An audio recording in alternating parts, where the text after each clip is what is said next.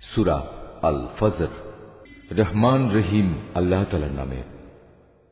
ভোরের শপথ। শপথ 10টি বিশেষ রাতের।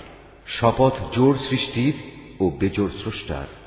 শপথ রাতের যখন তা সহজে বিদায় নিতে থাকে। এর মধ্যে কি বিবেকমান লোকদের জন্য শপথ রাখা হয়েছে?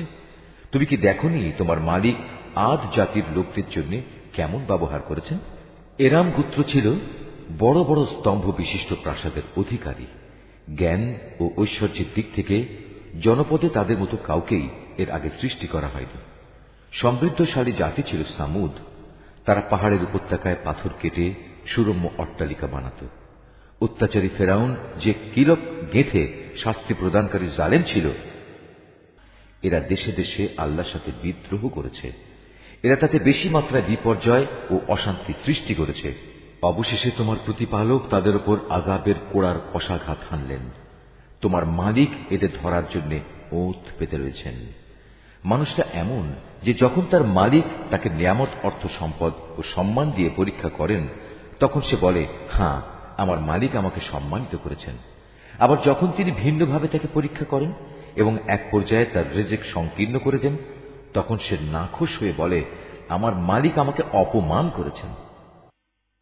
না, সত্যি কথা হচ্ছে তোমরা এতিমদের সম্মান করো না।